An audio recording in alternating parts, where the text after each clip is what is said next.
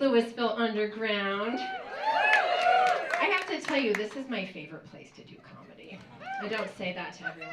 It's like having a favorite kid, you don't talk about it. But I'd like to give a special shout out to my fellow talented and gifted girls from the 80s and 90s. I knew you'd come out tonight. Yeah, I think it's pretty clear what's happened to all of us since our gory days. We're all perimenopausal perfectionists with anxiety and ADHD. I'm close, aren't I? Mm-hmm. Yeah, some of us are on our second divorce. Yeah, I don't hear a lot of cheering for that one this time. So I did finally get diagnosed with ADHD last year at age 45. And yes, it was definitely a yay moment, but I will tell you guys, I don't know if you know this, it takes an entire year to get diagnosed with ADHD. It's very stressful. I'm going to walk you through it. Okay, so for the first 11 months, you think about making an appointment. And then you forget. And the last month is phone tag, where you're like, did I return their call? Or did I just think about calling? And then get distracted by that BuzzFeed quiz, which Breakfast Club character are you? And it makes me wonder if that's actually their whole screening process, just phone tag. They're like, yeah, this woman forgot to call us back 3 times in a row. Let's just skip the middleman and DoorDash her some Ritalin. So everyone knows that having ADHD makes it hard to stay organized and schedule appointments, but a lesser known side effect is the tendency to diagnose everyone with ADHD, including TV characters. Sort of like a neurodivergent namaste. The ADHD in me sees and honors the ADHD.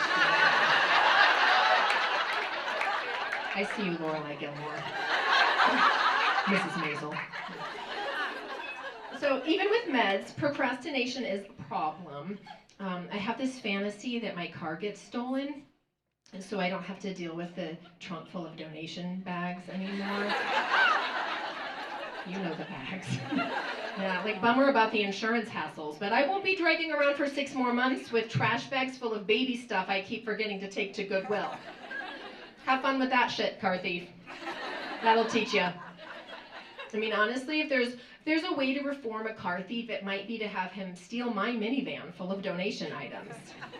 And be like, man, this girl's into some kinky shit. All her bras have like nipple holes. It's like a swing that hangs in the doorway. Johnny Jump Up, what? Okay, he'll probably just be scared straight, you know? I was in a really dark place, and this turned things around for me. I hit rock bottom when they handed me a tax donation receipt for a breast pump. What even is that? Again, the joke's on you. We know you do not donate your breast pump. That's like a vibrator exchange, right? Like you don't re-gift your vibrator or your breast pump. Anyway, so any other happily divorced people in the audience tonight? A few. Okay, my divorce was final in May. Yes, you can cheer for me. Thank you. We really need to normalize congratulating divorced women. We're tired of hearing I'm sorry. Like, don't send us a sympathy card. Find one that says, congratulations on your divorce. From here on out, you come first.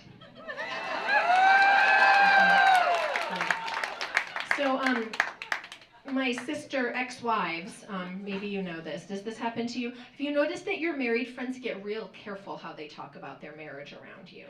Like maybe you're trying to convert them to the dark side.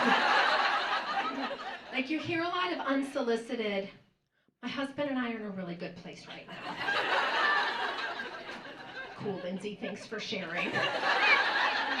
It's like 1 minute they're bitching about the Tupperware cabinet throwdown, and the next it's like, you know I didn't mean it when I said I wanted to smother him in his sleep, right? Things are really great between us right now. And they give you this nervous sideways glance. I'm contagious.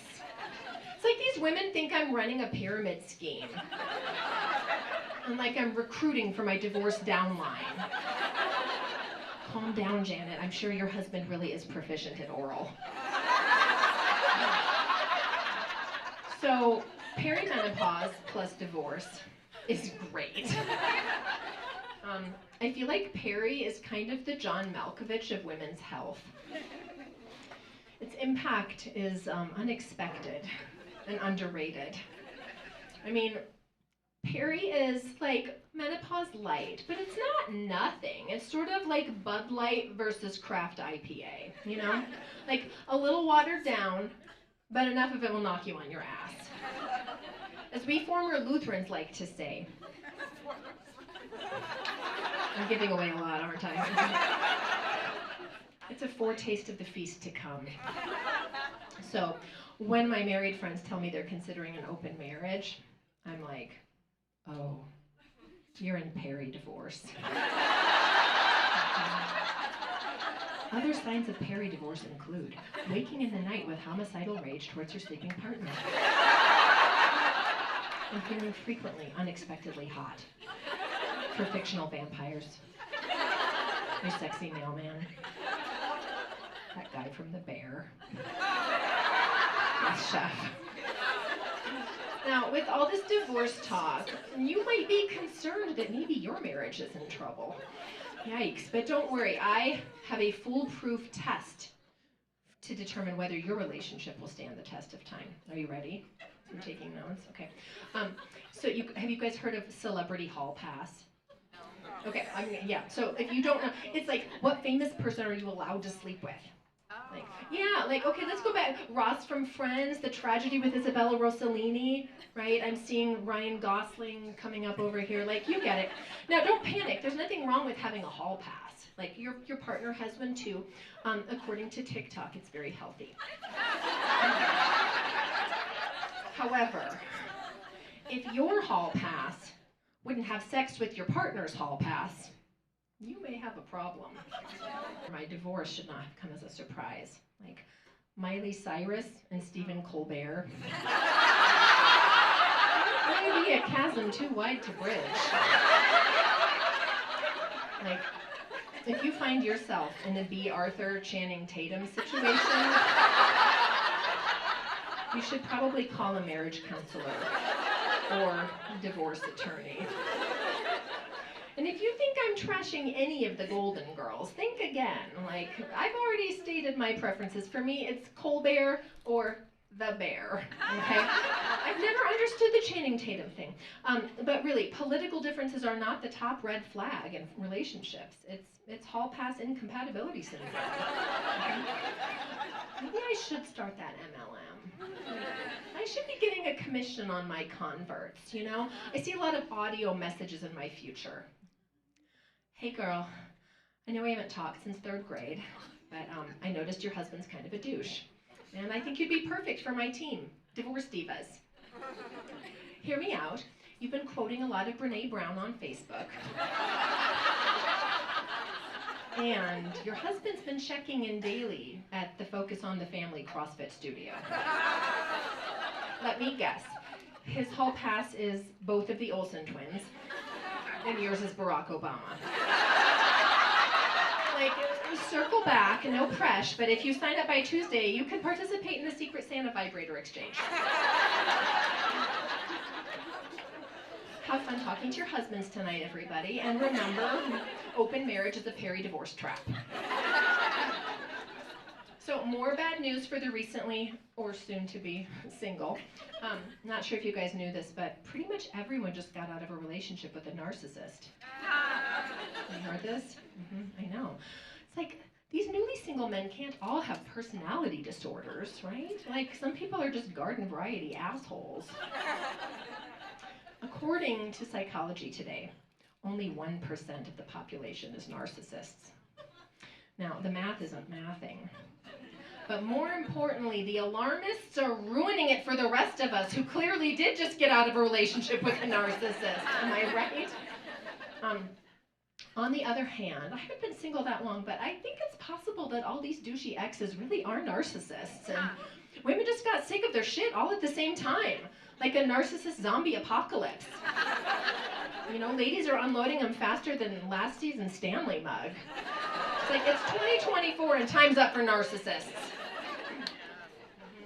I also hear a lot of men complain that their wife let herself go.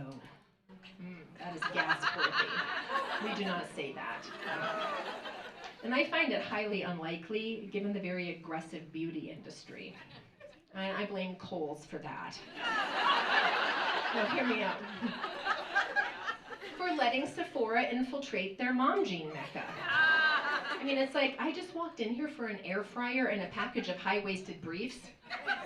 And I left with a 12-step facial regimen infused with stem cells and octopus cum. I mean, I'm obviously kidding. I would never buy my stem cell skincare at Kohl's. I hire a professional with connections to the international beauty scene. Now, calm down. They're not those kind of stem cells. My esthetician massages in a serum made of sea algae and circumcised foreskins. Most of you think that's not true. Speaking of things beauty influencers aren't talking about. Now listen, it's a real thing. I try not to overthink it. I'm more of a results girl. And the other day, my friend told me my skin looked radiant. And I said, it was the penises. Who knew penises really were the gateway to a healthy midlife glow? My face is getting more dick than I am. I'm not sad about it. It's a lot less drama. My latest beauty obsession is dermaplaning. Now, do you guys know about dermaplaning? Yeah. Okay, some of you look sad. Some of you are like, yes, I do know. Okay, so for those of you who don't, I'm gonna pop your dermaplaning cherry and tell you a little secret. Dermaplaning is code for shaving your face. That's why we look sad. Yeah, you're deeply exfoliating a top layer of skin with a surgical blade. Okay, so that's shaving. The beauty industry has women shaving our faces. And I'm a feminist, but I won't go back.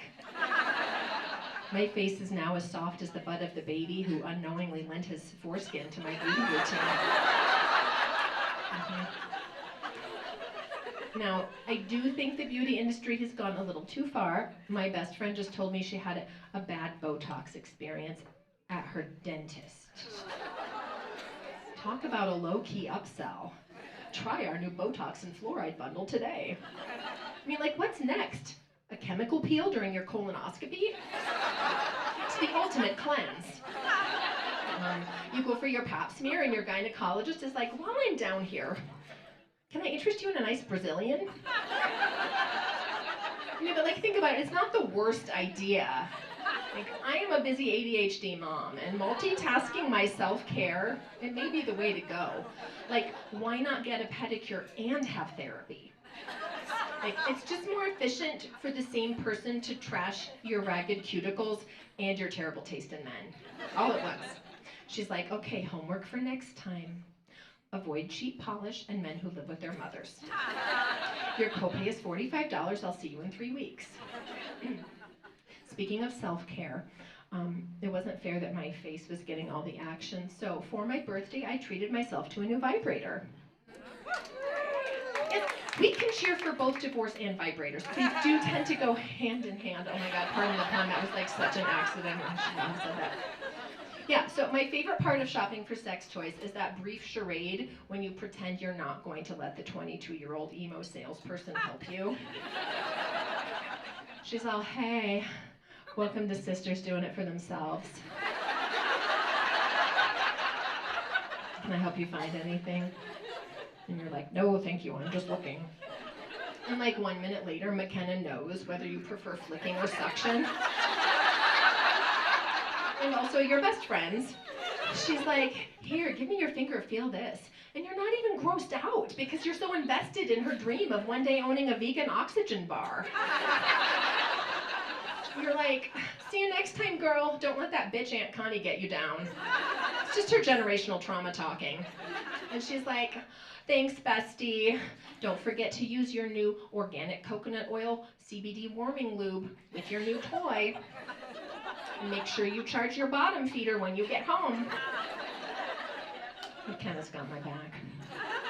Or at least my clit. I mean, remembering to charge my sex toys is right up there with the donation bags, you guys.